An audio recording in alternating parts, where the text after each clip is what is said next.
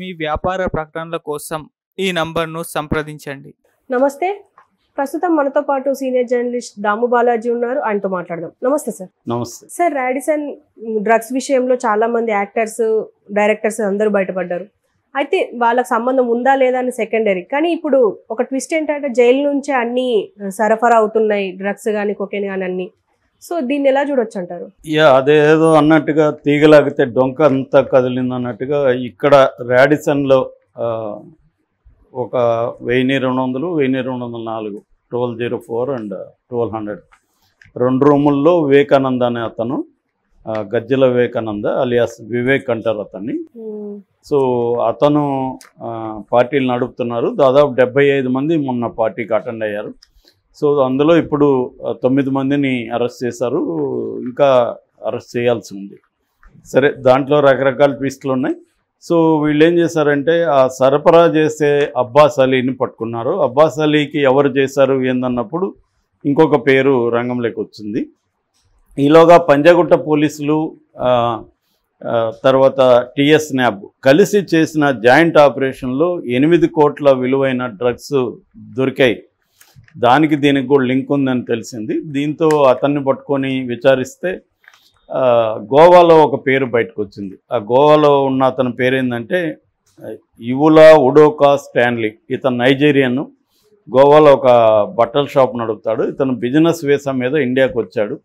గోవాలో మామూలుగా అయితే బట్టల షాప్ కోసమే వచ్చాడు. బట్టలను తెప్పించుకొని అక్కడ షాప్ పెట్టుకున్నాడు.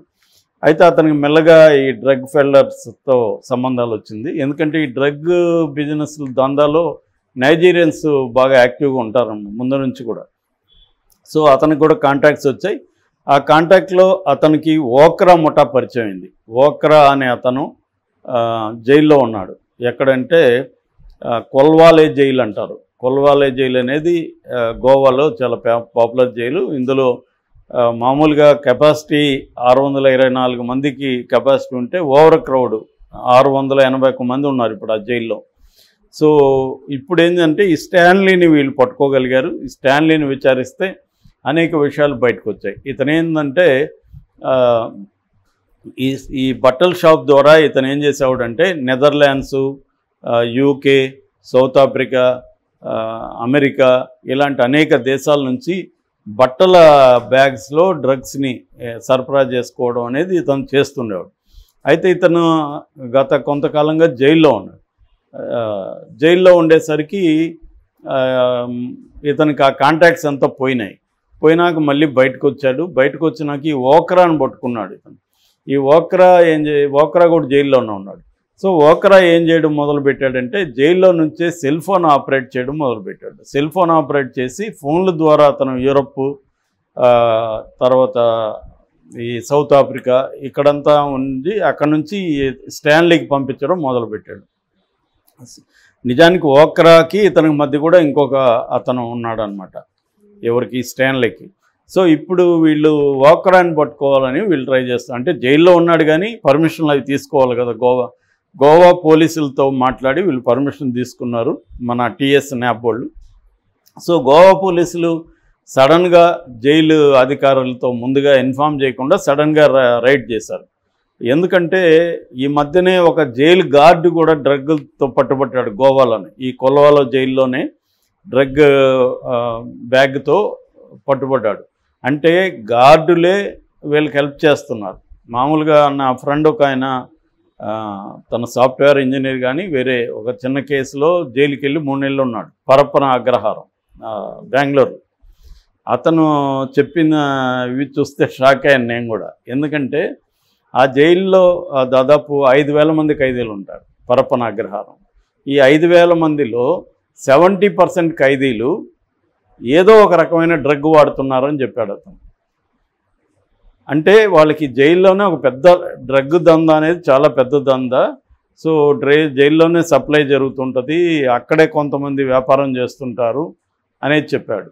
అంటే జైల్లోనే రకరకాల వ్యాపారాలు ఉంటాయని చెప్పాడు. ఫర్ ఎగ్జాంపుల్ ఫుడ్ వ్యాపారం. ప్రతి బ్యారక్లో ఒకడు ఫుడ్ స్టాల్ పెట్టుకుంటా అంట. ఆ ఫుడ్ స్టాల్లో దోశ, ఇడ్లీ ఇలాంటివన్నీ ఉంటాయి. దోశ 200 ఎంతో అమ్ముతున్నారు.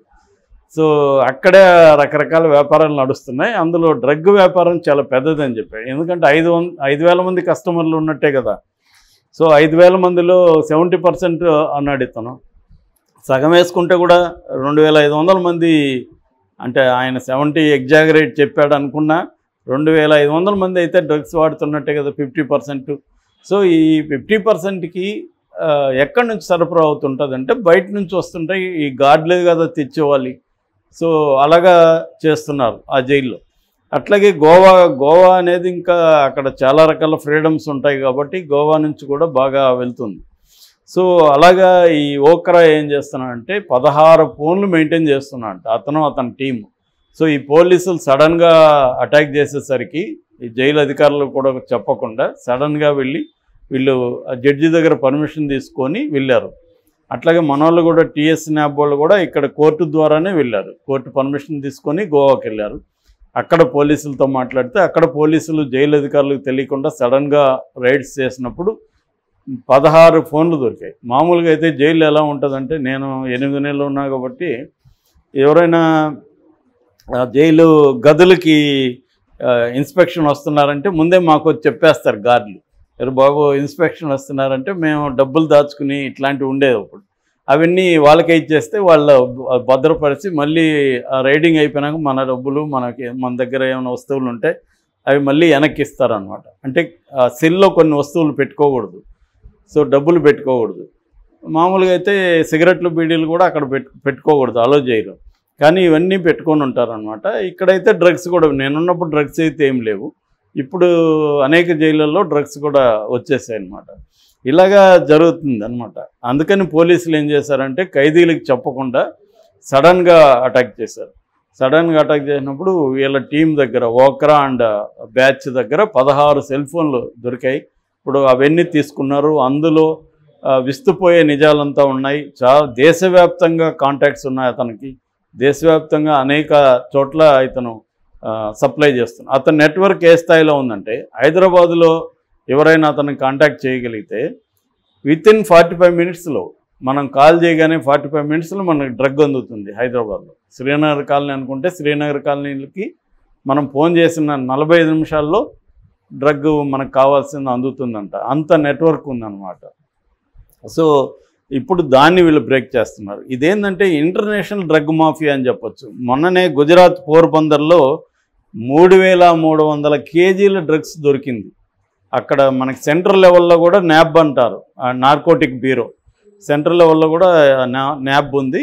ఆ న్యాబ్ ప్లస్ కోస్ట్ గార్డ్స్ అంటారు, నేవీకి సంబంధించిన కోస్ట్ గార్డ్స్, ఈ 2 టీములు ఒక నౌక మీద దృష్టి పెట్టి ఆ నౌకని అటాక్ చేస్తే, ఆ నౌక పాకిస్తాన్ నౌక అంట.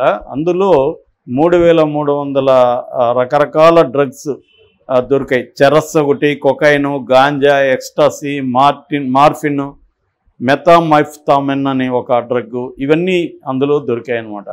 అది కాకుండా ఢిల్లీలో 2,500 కోట్ల విలువ చేసే డ్రగ్స్ ఢిల్లీలో దొరికాయి.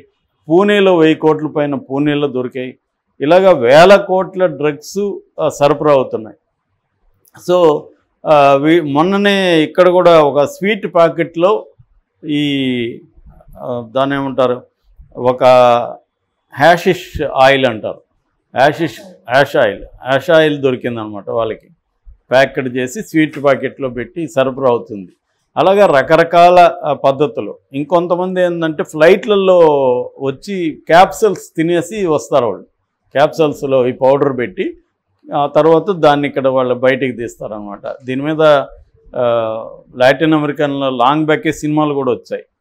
మెరియా అనే సినిమా ఉంటుంది, అదే పూర్తి పేరు గుర్తులేదు కానీ అందులో ఒక అమ్మాయి డబ్బుల కోసం, తను ప్రెగ్నెంట్ యాక్చువల్గా అయినా తన దగ్గర తను పేదరికంలో ఉంటాడు, డబ్బుల కోసం ఈ లాటిన్ అమెరికా నుంచి అమెరికాకి ఫ్లైట్లో ఈ క్యాప్సల్స్ మింగేసి వెళ్తుంది. అక్కడ వాళ్ళు దాన్ని సర్జరీ చేసి తీస్తారనమాట. ఇలాంటి ఇవి వరల్డ్ వైడ్ జరుగుతున్నాయి. ఇప్పుడు ఇండియాలో కూడా ఈ స్థాయి పెద్ద స్థాయిలో జరుగుతుంది. సో ఇప్పుడు తెలంగాణ నార్కోటిక్స్ బ్యూరో కొంతవరకు అయితే దీన్ని ఛేదిస్తూ ఉందని మనం అనుకోవచ్చు. ఎందుకంటే రేవంత్ రెడ్డి సీరియస్గా ఉన్నాడు, వాళ్ళకి ఫుల్గా పర్మిషన్ ఇచ్చాడు కాబట్టి. Okay sir, thank you.